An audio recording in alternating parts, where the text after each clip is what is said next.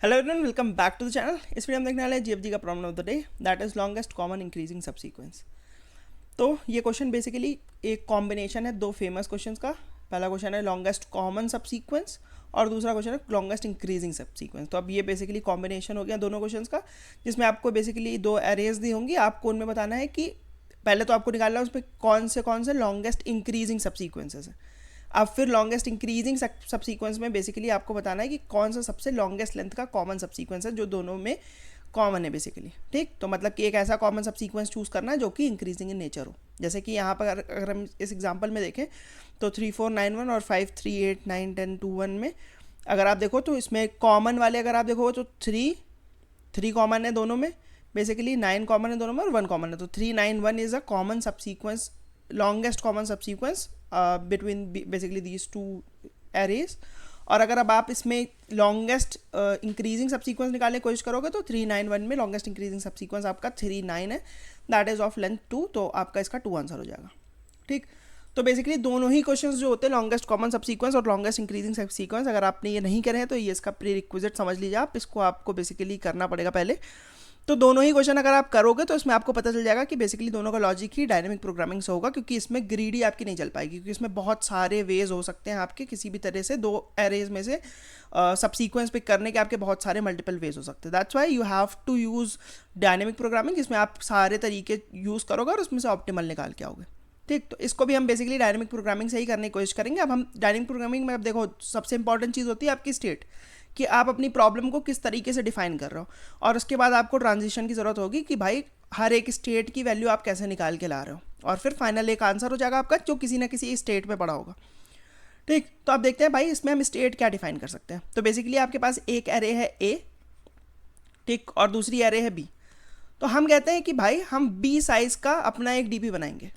DP मैंने कहा कि बी की जो भी लेंथ है, मेरी लेंथ से एम लेंथ है बी की, तो मैं कहता हूँ कि भाई आप किसी भी एक स्ट्रिंग को पिक, किसी भी एक एरे को पिक कर सकते हो। मैंने लेंथ से बी को पिक किया, ठीक है, तो मैंने बी को पिक किया। मैंने कहा भाई अगर बी की लेंथ मान लो एम है तो मैं एम साइज़ की एक डीपी बना लूँगा।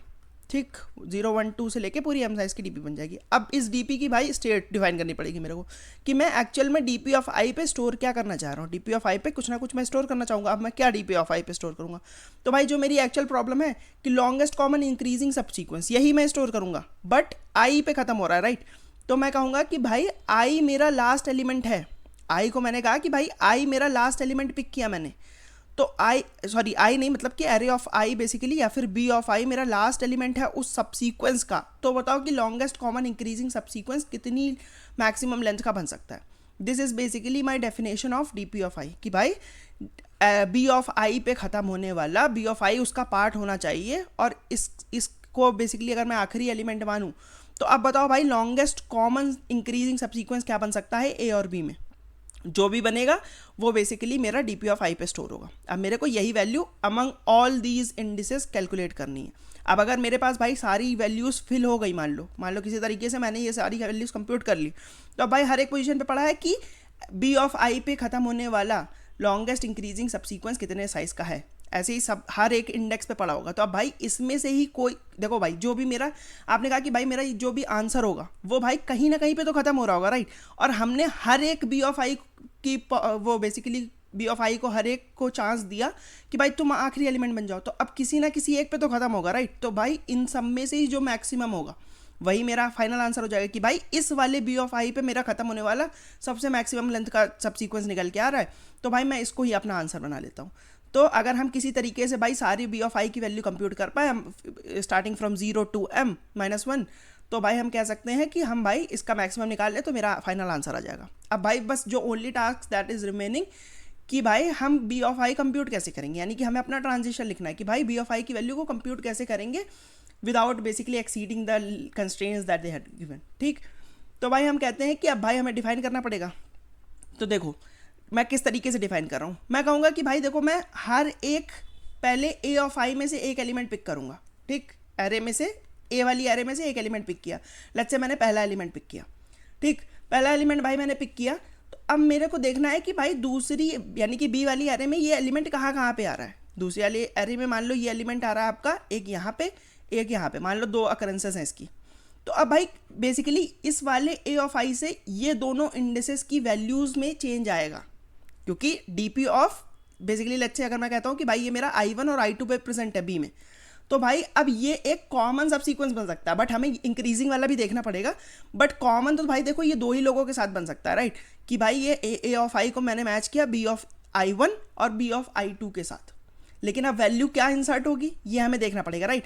तो भाई I1 में क्या वैल्यू आएगी, I1 में वैल्यू आएगी कि भाई ए ऑफ आई से पहले पहले, ए ऑफ आई से पहले पहले यानी कि बी ऑफ आई के 1 के साथ आप मैच कर रहे हो, तो इसके पहले बी ऑफ आई में बेसिकली कौन सा मैक्सिमम एलिमेंट है जो कि इससे छोटा भी होना चाहिए, क्योंकि आपको इंक्रीजिंग सब सीक्वेंस बनाना है। जैसे कि अगर मैं एग्जांपल दूं आपको, तो भाई मान लो मेरे ए में मान लो 5 प्रेजेंट है, ठीक, 3 7 5 ऐसे मान लो ये मेरी ए वाली एरे है, ठीक, इसमें मैं अभी करंटली 5 की बात कर रहा हूँ।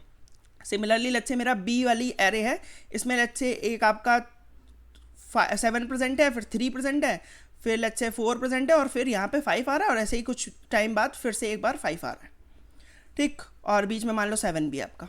तो अब मैं कहता हूँ कि भाई ये वाला जाकर मैं 5 को मैच कराने की कोशिश करूँगा, तो पता है इसको किसके साथ मैच करा पाऊँगा, इसको या तो इस वाले 5 के साथ मैच करा पाऊँगा, या तो मैं इसको इस वाले 5 के साथ मैच करा पाऊँगा।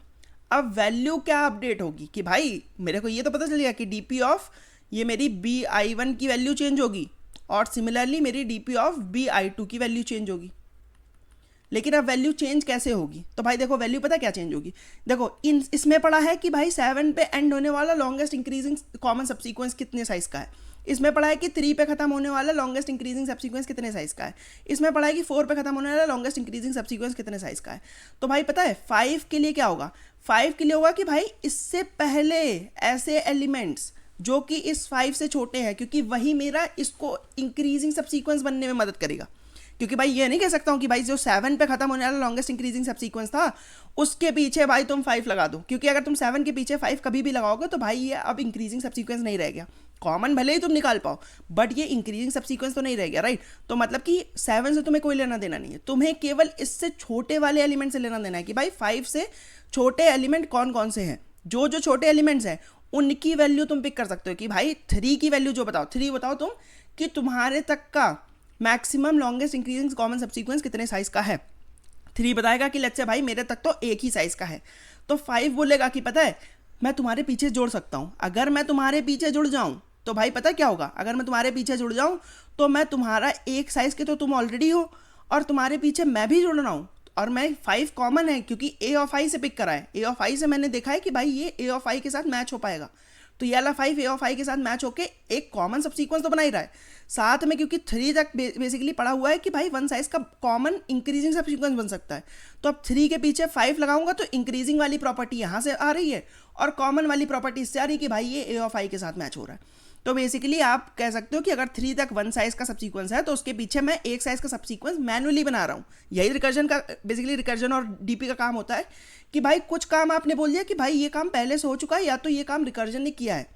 अब मैं पता है क्या कर रहा हूँ, मैं इसके पीछे एक कुछ मैनुअल टास्क कर रहा हूँ। मैनुअल टास्क ये है कि भाई जो जो कॉमन हो सकता है वो मैं करूँगा, और भाई इंक्रीजिंग नेचर मैं इस तरीके से मेंटेन कर रहा हूँ कि मैं भाई बेसिकली मैं केवल उस बी ऑफ जे को एंटरटेन कर रहा हूँ जो कि मेरे से बेसिकली डिक्रीजिंग एलिमेंट है, यानी कि जो कि मेरे से स्ट्रिक्टली लेसर देन एलिमेंट्स है, उन केवल बी ऑफ जे को मैं पिक कर रहा हूँ और उससे मैं अपना बेसिकली डीपी ऑफ जो भी के बोल रहा हूँ उसको मैं अपडेट कर रहा हूँ। ठीक, तो भाई देखो हमें क्या करना है, हमें एक एलिमेंट पे ट्रैवर्स करना है। ए का पहला एलिमेंट मैंने ट्रैवर्स करा 3, अब ढूंढूंगा कि मैं भाई मेरा बी में 3 कहाँ पे है।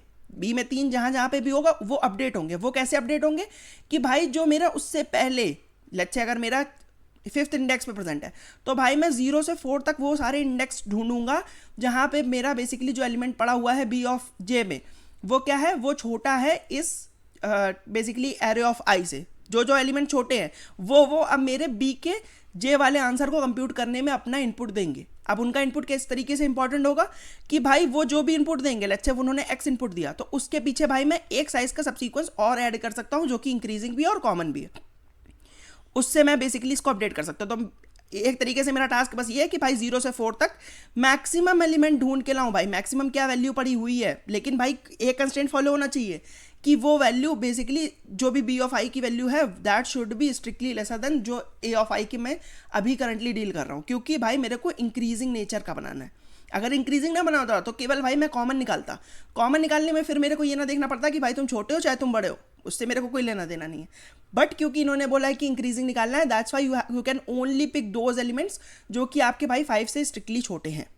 बस इतना आपको काम करना है, वो सब उनका मैक्सिमम निकाल लो और उसमें एक साइज का आप भाई खुद से इंट्रोड्यूस कर सकते हो। ये जैसे ही काम आप भाई ए के सारे एलिमेंट के लिए कर लोगे, उस टाइम पे जो आपकी अपडेटेड डीपी एरे होगी उसमें बेसिकली आपका मैक्सिमम वैल्यूज़ पड़ी होंगी, बस उसका आपको फिर मैक्सिमम निकालना है और वो आपका फाइनल आंसर हो जाएगा।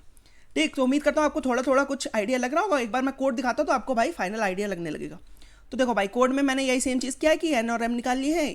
एन है बेसिकली आपका ए का साइज, एम है आपका बी का साइज। अब मैंने कहा था कि भाई मैं दूसरी वाली एरे का डीपी बनाऊंगा। आप किसी को भी बना सकते हो, जिसको बनाओगे उसके अपोजिट वाले एरे पे ट्रैवर्स करना चालू करोगे और उससे एक एलिमेंट पिक करोगे और दूसरे वाली डीपी एरे को अपडेट करोगे।